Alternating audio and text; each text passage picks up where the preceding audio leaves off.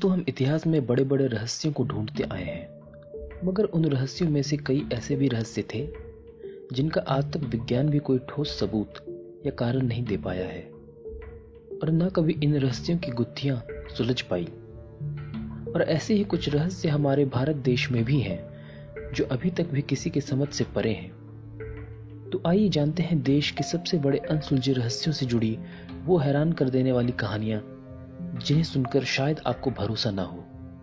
मैं हूं आपका दोस्त और आप देख रहे हैं द मिस्टीरियस फैक्ट्स। महाभारत के अश्वत्थामा याद हैं आपको? कहा जाता है कि अश्वत्थामा का वजूद आज भी है। दरअसल पौराणिक मान्यताओं के अनुसार अपने पिता की मृत्यु का बदला लेने निकले अश्वत्थामा को उनकी एक चूक भारी पड़ी और भगवान कृष्ण ने उन्हें युगों युगों तक भटकने का श्राप दे दिया। ऐसा कहा जाता है कि पिछले लगभग 5000 वर्षों से अश्वत्थामा भटक रहे हैं। मध्य प्रदेश के बुरहानपुर शहर से 20 किलोमीटर दूर असीरगढ़ का किला है। कहा जाता है कि इस किले में स्थित शिव मंदिर में अश्वत्थामा आज भी पूजा करने आते हैं। स्थानीय निवासी अश्वत्थामा से जुड़ी कई कहानियां सुनाते हैं। वे बताते हैं कि अश्वत्थामा को जिसने भी देखा है उसकी मानसिक स्थिति हमेशा के लिए खराब हो गई। इसके अलावा कहा जाता है कि अश्वत्थामा पूजा से पहले किले में स्थित तालाब में नहाते भी हैं। बुरहानपुर के अलावा मध्य प्रदेश के ही जबलपुर शहर के गौरी घाट के किनारे भी अश्वत्थामा के भटकने का उल्लेख मिलता है। स्थानीय निवासियों के अनुसार कभी कभी वे अपने मस्तक के घाव से बहते खून को रोकने के लिए हल्दी और तेल की मांग भी करते हैं। इस संबंध में हालांकि स्पष्ट और प्रमाणिक आज तक कुछ भी नहीं मिला है।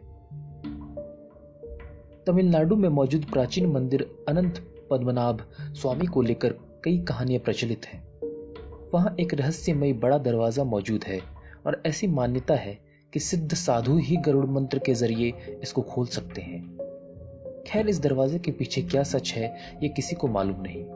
कुछ लोगों के मुताबिक दरवाजे के पीछे से अरब सागर की आवाज सुनाई देती है, जबकि लोगों का यह भी मानना है कि उस दरवाजे के पीछे एक बहुत बड़ा प्राचीन खजाना है जिसकी रक्षा वहां पे एक विशालकाय सांप कर रहा है। रूपकुंड झील। यह नदी हिमालय पर्वतों में स्थित है। इस तट पर मानव कंकाल पाए गए हैं। पिछले कई वर्षों से भारतीय और यूरोपीय वैज्ञानिकों के विभिन्न समूहों ने इस रहस्य को सुलझाने के कई प्रयास किए, पर वे नाकाम रहे।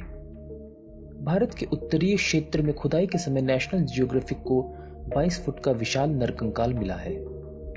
उत्तर के रेगिस्तानी इलाकों में एम्प्टी क्षेत्र के नाम से जाना जाने वाला यह क्षेत्र सेना के नियंत्रण में भी है। यह वही इलाका है जहां से कभी प्राचीन काल में सरस्वती नदी बहती थी। इस कंकाल को वर्ष 2007 में नेशनल जियोग्राफिक की टीम ने भारतीय सेना की सहायता से उत्तर भारत के इस इलाके में खोजा। 8 सितंबर 2007 को इस आशय की खबर कुछ समाचार पत्रों में प्रकाशित हुई थी। हालांकि इस तरह की खबरें की सत्यता की पुष्टि नहीं हुई है। इस मामले में जब तक कोई अधिकृत बयान जारी नहीं होता है, यह असत्य ही माना जा रहा है। बताया जाता है कि कदकाठी के हिसाब से यह कंकाल महाभारत के भीम के पुत्र घटोत्कच के विवरण से मिलता जुलता है। हालांकि इसकी तुलना अमेरिका में पाई जाने वाले बिगफुट से भी की जा रही है, जिनकी औसत हाइट अनुमानतः 8 फीट की है। इसकी तुलना हिमालय में पाए जाने वाले येटी से भी की जा रही है, जो बिगफुट के समान ही है। माना जा रहा है कि इस तरह के विशालकाय मानव 5 लाख वर्ष पूर्व से 1 करोड़ 20 लाख वर्ष पूर्व के बीच में धरती पर रहा करते थे, जिनका वजन लगभग 550 किलो हुआ करता था। यह कंकाल देखकर पता चलता है कि किसी जमाने में भारत में ऐसे विशालकाय मानव भी रहा करते थे। माना जा रहा है कि भारत सरकार द्वारा अभी इस खोजबीन को गुप्त रखा जा रहा है। खास बात यह है कि इतने बड़े मनुष्य के होने का कहीं कोई प्रमाण अभी तक प्राप्त नहीं हो सका था। क्या सचमुच इतने बड़े आकार के मानव होते थे? यह पहला प्रमाण है जिससे कि यह सिद्ध होता है कि उस काल में भी कितने ऊंचे मानव होते थे। जतिंगा गांव। असम में स्थित यह गांव पक्षी आत्महत्या की घटनाओं के लिए सुर्खियों में बना हुआ है। कहा जाता है कि पक्षी यहां आकर आत्महत्या करते हैं। जापान के माउंट फूजी तलहटी में आव की गोहारा के घने जंगल में जिस तरह से लोग आत्महत्या करने आते हैं, ठीक उसी तरह से मानसून की बोझिल रात में जतिंगा के आसमान पर मंडराने लगता है मौत का काला साया। रोशनी की ओर से झुंड के झुंड पखेरु आते हैं और काल के गाल में समा जाते हैं। चिड़ियों के इस प्रकार सामूहिक आत्महत्या के पीछे क्या कारण है, इस बात का पता आज तक नहीं लगाया जा सका। इस बात का पता लगाने के लिए कई शोध हो चुके हैं, परंतु प्रकृति के इस गूढ़ रहस्य के बारे में अभी भी ठोस रूप से कुछ कहा नहीं जा सकता। असम के कछार स्थित इस घाटी के रहस्यों को जानना जरूरी है। दिन भर आदमी कितना भी काम करे, लेकिन उन्हें 2 वक्त की रोटी और पानी चाहिए होती है।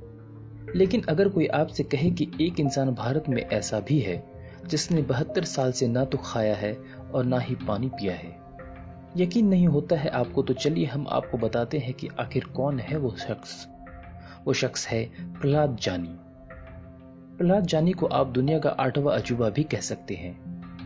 प्रहलाद जानी ने पिछले 72 सालों से अन्न का एक टुकड़ा भी नहीं खाया है। ऐसा दावा किया है अहमदाबाद के स्टर्लिंग अस्पताल के डॉक्टरों ने।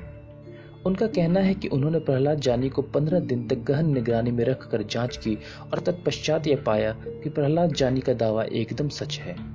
वे सचमुच बिना खाना और पानी के न सिर्फ जिंदा हैं, बल्कि पूरी तरह से स्वस्थ भी हैं। डॉक्टरों का मानना है कि कोई भी वयस्क व्यक्ति बिना खाए 30 से 40 दिन तक जीवित रह सकता है, लेकिन बिना पानी के 5 दिन से ज्यादा जिंदा रहना संभव ही नहीं है। लेकिन 72 वर्षीय प्रहलाद जानी विज्ञान को पिछले 72 सालों से चुनौती देते आ रहे हैं और पूरी तरह से स्वस्थ और रोग मुक्त हैं। इसे चमत्कार कहें या अनहोनी, लेकिन ये अपने आप में हैरान कर देने वाली बात है। तो दोस्तों, ये थे कुछ रहस्य जो आज तक भी नहीं सुलझ पाए हैं। अगर आपको हमारा वीडियो पसंद आया और आपने हमारे चैनल को सब्सक्राइब नहीं किया है, तो प्लीज सब्सक्राइब जरूर करें, ताकि हमारे आने वाले वीडियोस को आप मिस न करें। सब्सक्राइब करने के लिए हमारे वीडियो के नीचे दिए गए रेड बटन पर क्लिक करें। आप नीचे दिए गए कमेंट बॉक्स में अपने सुझाव भी लिखें। Thank you.